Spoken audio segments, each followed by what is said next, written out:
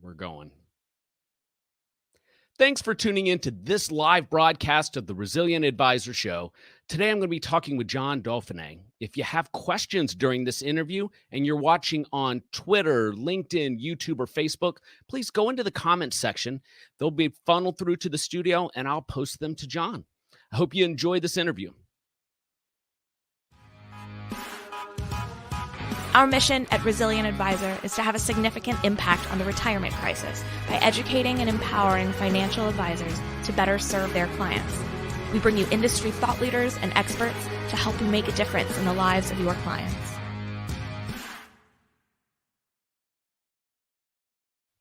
Thanks for tuning in to this episode of the Resilient Advisor. My name is Jay Coulter. Our mission at the Resilient Advisor is to have an impact on the retirement crisis by empowering and educating financial advisors to make a difference in the life of their clients. Joining me today is Jon Dauphiné, who's the CEO of the Foundation for Financial Planning, and his organization is doing that in real time.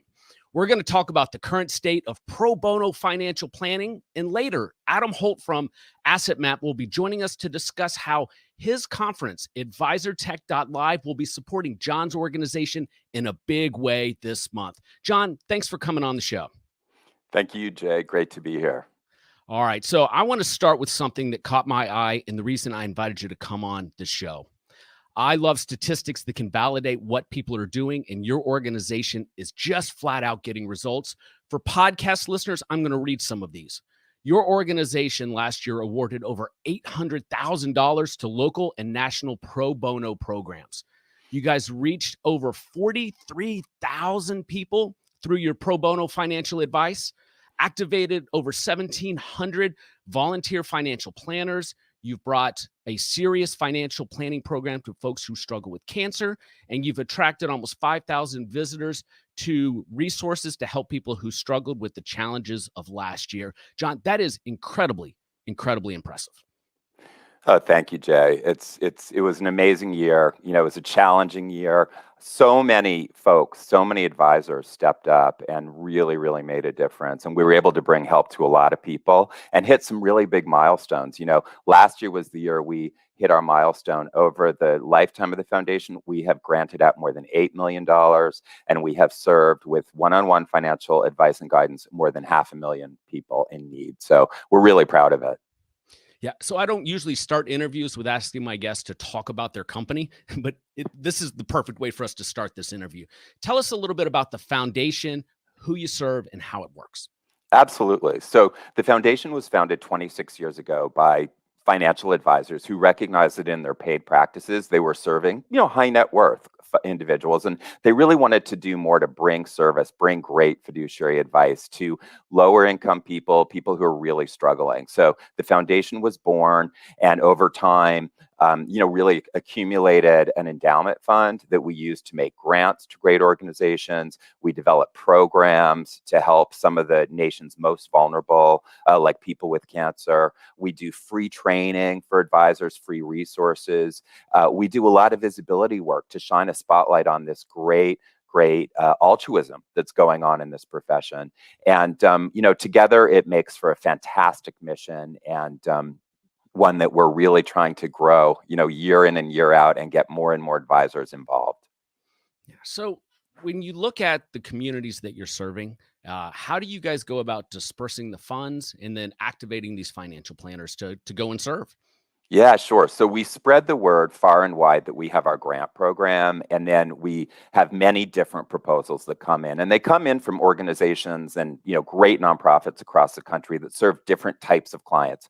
So we do a lot of grant making that supports programs helping domestic violence survivors, people with serious illness, wounded veterans, active military who are often targeted by fraudsters and scammers, and then just general low income folks as well, people who don't know much about personal finance. They don't really have meaningful access to an objective expert. And this really gives them that trusted advisor to start making better decisions and creating a roadmap for their financial future. And so how do these folks come across these resources? I'm talking about the people in need. How do they come across these resources to get this help? Yeah, so we work with partners across the country, and many of them are, for example, a local United Way affiliate, a Habitat for Humanity affiliate, an AARP office in the community. So it really, really varies. We have tons and tons of partners, and they have deep roots in their communities. So what we do is help support and fund these programs. And then with a couple partners, we also co-create programs. So we have a big cancer initiative. We have a big initiative with AARP that helps at-risk seniors. And that was especially important last year because of the need, for seniors to social distance. And so we really try to be thoughtful and think about the most vulnerable folks who can benefit the most from this kind of pro bono financial advice. And then we try to bring them together. We also have a website that we just launched last year called ProBonoPlannerMatch.org. And if you're a certified financial planner, you can register there. You can browse opportunities to give back. And then we go out to the nation's nonprofits and we allow them to post opportunities for the CFPs to volunteer with their organizations. You don't have to get a grant from us to be a nonprofit that posts there. And so we're a matchmaker, both in virtual contexts and in communities across the country. Yeah, without a doubt. So tell me a little bit about the experience for a financial advisor if they wanted to start delivering some pro bono advice through one of your organizations. Or is that even how it works, Jon? Yeah, no, it is. And actually, it's pretty easy. We have a free training. So you can go to our website, ffpprobono.org, look up the volunteers tab. It really talks about how to get involved. We have a free hour-long training. It's online. If you're a CFP, you get a credit. You get a CE credit. And this is really Pro Bono 101. How do you think about beginning to do this work? And then we have lots and lots of resources on our website, everything from worksheets, videos, that dives a little deeper into how to help low and moderate income people, because a lot of our volunteers are used to high net worth. So there can be a bit of a confidence gap there. But what we hear from our volunteers is once they start this work, they have the skill set, they have the knowledge base. And it's really incredibly enriching for them to be able to take their skill set and really help people who have very little margin for error and who normally couldn't access the wonderful asset that is financial planning. So we get advisors. I had an advisor tell me the other day, pro bono feeds my soul, and this is why I got into the business in the first place. And financial planners are helpers, and this is a way to bring that help to people who are truly in critical need.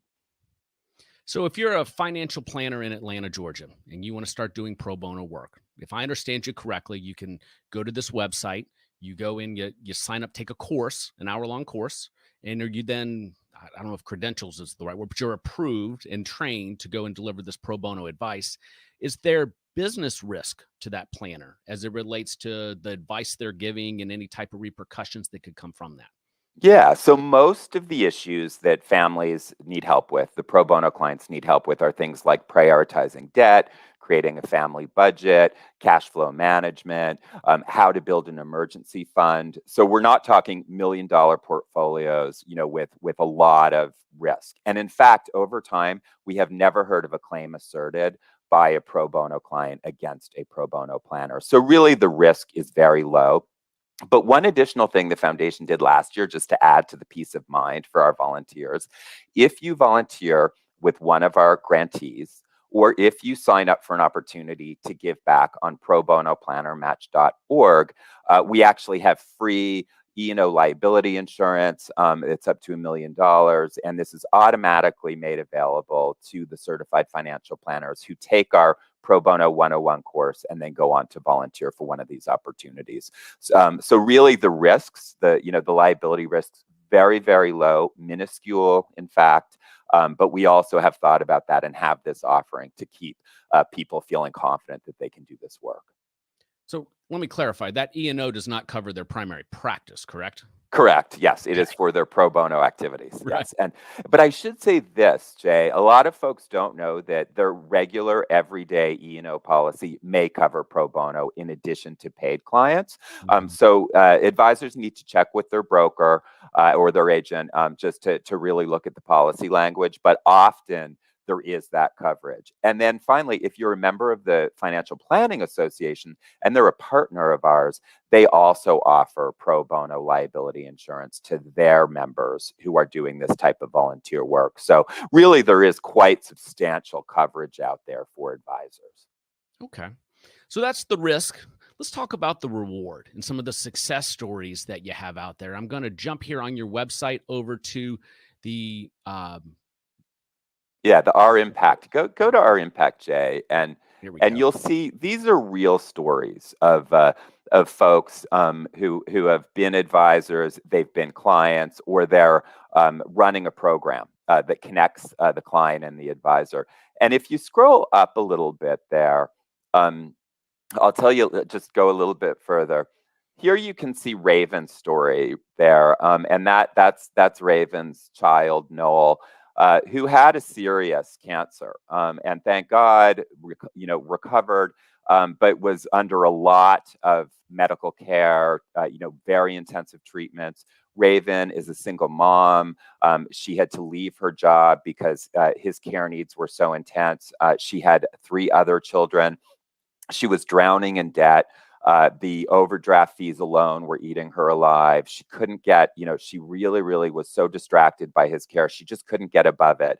And so her volunteer was wonderful, Robert. And he came in and he really holistically looked at the full picture. He worked very closely with her over a number of months and really helped prioritize spending, debt, thinking about programs she might be eligible for, working with the nonprofit, which in this case was our partner, Family Reach, and really carefully over time getting her out of this debt trap and onto a better, more secure life. And so now that her son Noel is doing much better, she also is doing much better financially. And so when you talk to the advisors that are able to help people that way, again, you hear this was among the most meaningful work I've done, in my practice, whether paid or pro bono, because it really does, come in and shape a life and often improve a life in just profound ways. Yeah, without a doubt. That's a great story. Noel's adorable there in that picture. Lots of great other success stories on the website. And there's lots of ways advisors can help. They can go and volunteer. They could go and donate. And later this month, Adam Holt of Asset Map is putting on a conference that's going to help this organization. I want to bring Adam into the conversation right now. Adam, welcome. Thanks for joining us. Welcome, both of you. Good to see you. Oh, so let's take this opportunity here and give you a chance to talk a little bit about AdviceTech.LIVE and what you're going to be doing, and then how that's going to help Jon's organization. Thank you so much, and I appreciate being here. Hello, everybody. AdviceTech.LIVE is a pet project. I think, like most things you'll probably both relate to, you don't realize how big they're going to become until you realize a lot of people have the same concern. So we love what Jon's team is doing and providing an outlet. So most of us who've been financial advice for years, just like you, Jay, I'm a recovering financial planner. I've been in the business for 20-some years. My biggest pain point for a long time has been we use technology so much in our practices these days. We don't get the insight as to what's coming out. What does the newest tech look like? There are so many different options. I'm used to using the same old legacy tech for years. It's not broken. Let's not fix it. But that means I'm generally ignorant. And so a couple of years ago, given the changes that we all went through with remote experiences, we said, is there a way for us to get insight into what's being built in tech today? So we literally got together 20 CEOs from tech vendors and said, let's put on our own crowdsourced party, not pay to play system, where we're going to literally just get everybody in the industry together to show what they're building.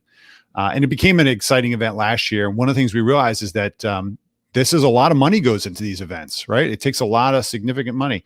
We found that we were actually running under budget last year. I guess we had a good financial planner on the team, and we said we can make a difference. Let's give our money back to the industry, and not so anything that we generated over the cost of running the program and getting everybody there. We said, let's give it to our industry specifically. And one of the interesting things about what FFP is doing is we find there's very few organizations in the financial planning community that really focus on the give back opportunity. I think there's a gap here. Last year, we were able to raise about $25,000 for the CFP Board's Diversity and Inclusion Initiative. Obviously, a very big topic last year specifically.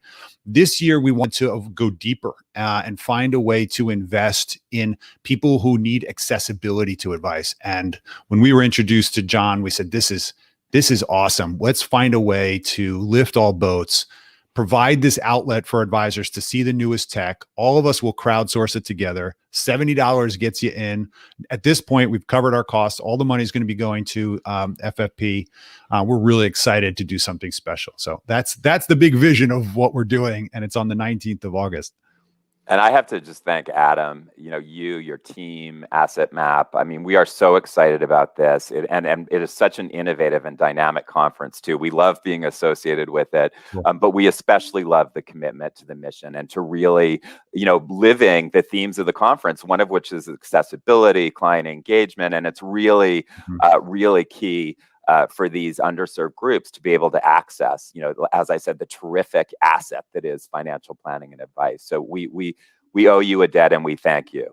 No, well, thank you. It's easy to contribute back to an organization that's doing so much more. We're just happy to be part of it. And in many ways, for those of you that are partaking, this is not just about Asset Map and our, we might be hosting the party at our house, but this is really about a lot of people that are committing their time and energy. Like I said, 20 firms are sponsoring that group, and that list keeps growing. We're excited to have more and more people jump on, as well as we have fantastic industry speakers like Jay included. We've been lucky enough to get Jay's time. A lot of names that you all know and follow are all speaking here to talk about what's happening in advice and engagement. And of course, financial wellness, probably one of the bigger topics that we've all been kind of hearing buzz. We want to understand what that means. So we're really excited that this is one of the first crowdsourced, non-pay to play, community lift all event, and we hope that everybody participates later this month. Personally, I really love the cause that you're supporting, but the speed demos that are going to be available at this. As somebody who helps financial advisors as part of my business break away, and they have to go through these hour-long demos with all these fintech providers, it's exhausting. And for $70, you get access to all of them in a very short time period. Adam, that is such a great idea. Cool. Well, we always joke these days that if you don't have attention deficit disorder, you probably learned it as a competitive intelligence thing. We just focus on the fact that nobody has any time. But I don't know many people who want to throw their masks on these days and get on a plane to go see this stuff. Unfortunately, we had to go to conferences in many ways to go see this tech. We really wanted to bring it back to people's homes. And so that is our attempt. We're doing a lot in a single day event, but hopefully that total immersion will really pay off for some people really interested in seeing what's coming out. And hearing the themes that you guys are going to talk about. Excellent. Gentlemen, I appreciate you coming on to share your stories. Adam, I'm looking forward to AdviceTech.LIVE. For podcast listeners, visit AdviceTech.LIVE to get your tickets. And to learn more about the Pro Bono Financial Planning Organization, please visit ffpprobono.org. Gentlemen, thanks for coming on. Thank you. Thanks for all the work you do. Thank you. Take care.